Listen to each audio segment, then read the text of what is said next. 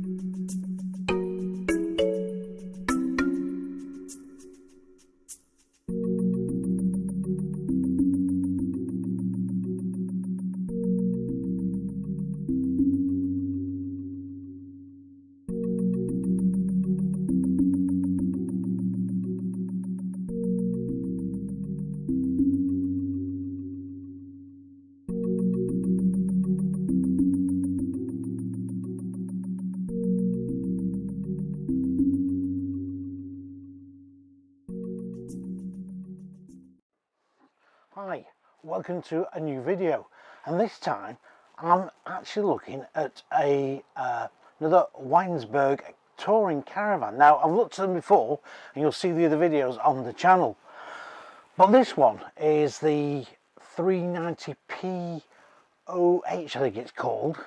It's a funny name. I'll put it on at the end of the video, of course, but what it is, it's very different. It's got the kitchen at the front.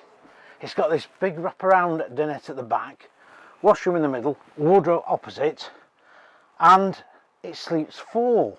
Yes, four, because what happens is, above me is the next double bed. This makes it into a double. The table goes down, uses that as a base, and then you press a button, and lo and behold, like most motorhomes now having, it comes down electric operated. So it works on the 12-volt system. But of course, what you've got to remember is that the Weinsberg doesn't have a battery box like a UK touring caravan does. You've got to actually bring the battery and have it sorted out and put it probably inside one of the seating lockers here. A bit like we used to do years ago with the UK touring vans. So to get your power, otherwise you're going to have to just be literally up to the 12 main system on site, and that will use the power to obviously keep your lights, your fridge going, and of course operate your bed. Anyway, it's an unusual layout. I know it's been seen, we've been around since about 2020 I think, but it's the first time I've seen one, and it's the first time I've seen one really properly in the UK. So for 2021, this 390 retails at, and this is a bit the downer really, possibly, is just short of £21,000. And if it was been cheaper, I think it would have had slightly more appeal to people. But anyway, I've been sat here today and there's been people coming in and had a look and all this sort of thing, and been very impressed with it. As I say, it's to a German spec with the fact that the door's on the wrong side, as we call it in the UK, and also the aluminium side panelling is the old fish scale effect, which again is quite an old idea from years ago, but that's how the Continentals like it. Anyway, let's get on with this review and we'll have a look around. And also just to say, please keep subscribing, and thanks for subscribing, and thanks for great comments as well. Right, I thought I'd better get that in. But anyway, let's crack on and let's get on with this review of the 390 and see if it's worth that 21k or thereabouts. Right, now in this lost for words here, in this Weinsberg Caraone, it literally is a 4-berth tourer, even though the kitchen's at the front. But we'll go on about that in a moment. Let's get to this back end here and look at it. It's pretty damn big. You know, you get 5-6 people around here, no problem. And the table actually has been folded down because this van only came in a few days ago, so that table actually makes the base for your bed. and of course it comes on springs and it clicks into a position so you can actually use it, which I'm not going to mess around with. But yeah, sit down here and it is very spacious, but these seats are not the best. In fact, the seats are quite hard. If you've got a dodgy back, as one lady said, they'd be pretty good, and I suppose that's quite true. Right, locker storage. We've got your lockers here, of course, and they're deep enough, because what you've got above here is obviously you've got your 4 LED lights, but also a bed. Yes, it's an electric bed. That doesn't mean to say you get electrocuted every time you use it. It means it works electrically, and I can't really show you because, well, I'll explain that in a moment. So yes, you've got this nice big lounge area. It's pretty good. As I say, the seating isn't the most comfortable. The curtains, possibly, as one lady said, it doesn't look very nice, do they? And she was right, they do look a bit of an afterthought, and maybe they might have been better doing away with the curtains, I don't know. But anyway, let's have a quick look around and just have a look here on the storage. Now, these don't come with a battery compartment, and if you're going to put a battery, you're going to have to put it here in the locker. It's going back in time. Any aged caravaner will remember in the 80s that's what you used to do with a trailer pack called a TP2, and it was a battery charger, and that's what you used to do. You used to put it in this plastic container thing, and then it would charge as the car went along. What you also notice is plywood tops as well. That is something that's long disappeared on many touring caravans. Probably the last ones were probably used in the late 90s. They've all gone slats, and that's the way to be. As I say, decent cupboard storage, and it feels pretty well put together actually. Little shelves here, not a lot of use to be honest with you. And I notice this is a bit loose. I don't know if that's supposed to be like that or not. That's the only really dodgy bit of build quality actually you can find. Right, now this bed. Now this bed works very much like they do in a motorhome, where they have the bed up on the ceiling there, and this button, when it's plugged in to the mains, works on a 12-volt system. The bed then does drop down to this, let's bring it over to here, to this level. So consequently, you'll be quite snug underneath. If you suffer from claustrophobia, it might not be a good idea. You might have to go on the top one. But anyway, that's how it works. It drops down, and then of course it raises back up when you're not using it. Okay, let's have a look at this kitchen. Well, the kitchen is pretty good because you get acres of worktop storage here, worktop space, should I say. Decent sink. I've not found a drainer. I don't know whether the drainer is included or not, because I say this van has only just come in. It's got a little 3-burner hob doodah there, little splasher, and for your grill and oven, this is it here. So you've got to bend down quite a lot to to use that. You've got a very decent sized cutlery drawer, and what I do like, it does feel solid actually on here. You've got all these little cubby holes here, shelving, and underneath too. So plenty of storage, as I say, and look at all that there, big shelves underneath there. In fact, actually, if anything goes, you'll have to virtually climb in there to get hold of it, I think. But it all feels pretty sturdy, and you've got this window here which lets in light and will be open, but also you've got the old sunroof which is sealed, it doesn't open. And then you've got the sun roof vent, should I say. Now you also have the Dometic slimline fridge freezer. Again, put something here on the top, and it's lit that shelf so nothing's going to slide off. Storage again underneath, and also a plug socket there. Now again, typical Continental, that plug socket really should be really probably around here somewhere, maybe just attached to here, I would say, would be better. And for a little bit of extra storage, sorry about this, the light does change. It's really bad light here because the sun's coming through in one bit and it's dark in the other. You have a gas only fire. Now it does work on blown air heating as well, but it is gas only, it's not dual fuel. And of course it's the old Truma that got stopped fitted in British stores a long time ago for the combi units. Right, wardrobe, not a bad size for 4 of you, for 2 of you, because I think a lot of people are going to use this as a couple's van personally.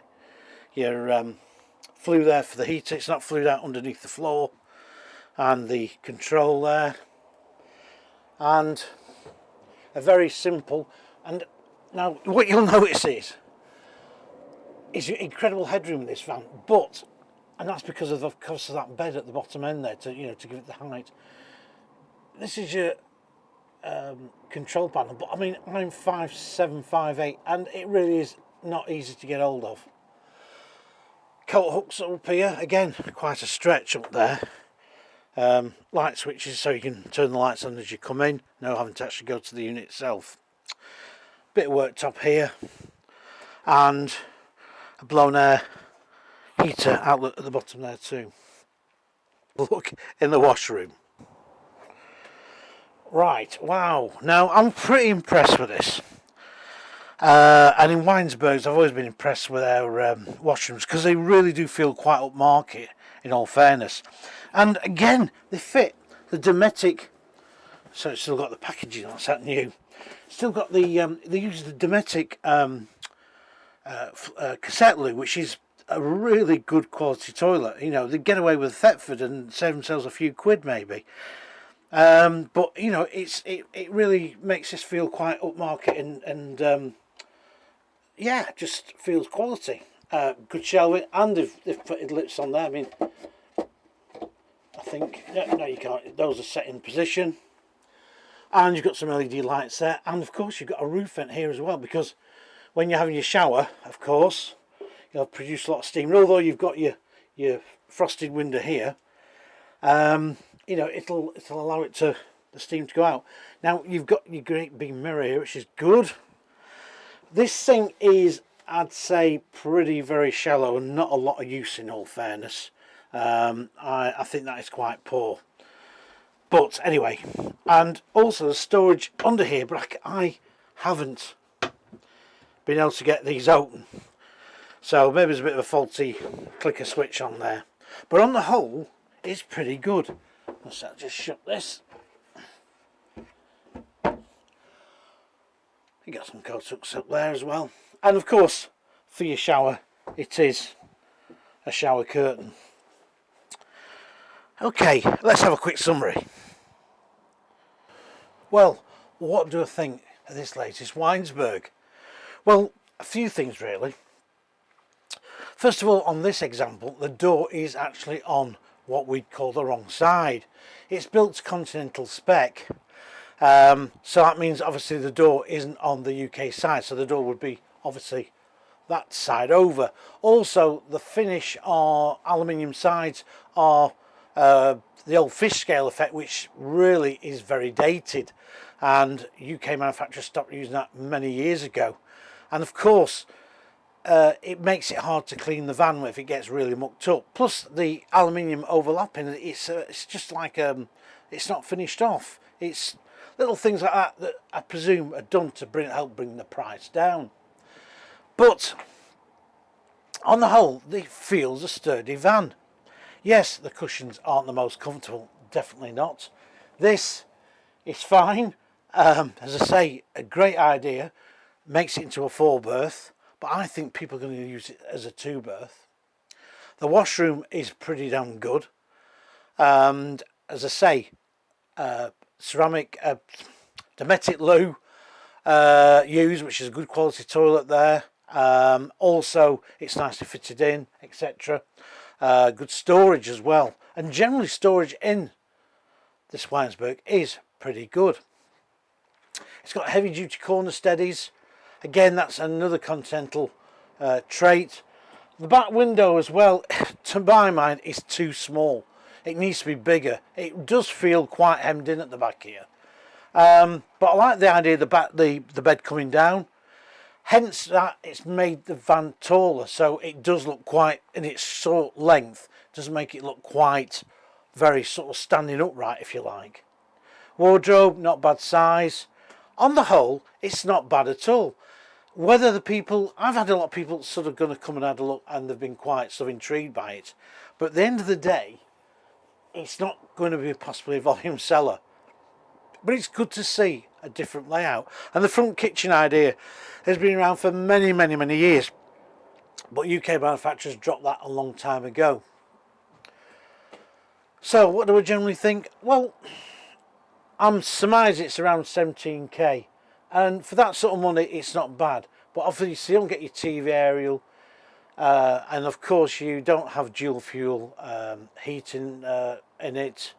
And there's one or two sort of bits and pieces really that, like the curtains, that just drag it down a bit, and that's a shame. So if you're looking for a tourer with a difference, then this could be it. If there's two of you and occasionally take the grandkids, this could be the van. Again, weight wise, I'm not sure. I'll have to look at the spec, because nobody seems to have any information on it, so I'm going to have a bit of a route around. But on the whole, the sunroof in there, it feels quite bright at the front, a little bit dark at the back, but on the whole, it's a tourer that could be something you should come have a look at, if not just out of intrigue. So I'm going to say please like and subscribe, and please keep giving your comments. And also it's been great to see the people I've seen here today on the forecourt here. So if any of you are watching, that's a big hello to them, because I had some really great chats with them. In the meantime, I'm going to go look at some more tourers, and I'll see you soon.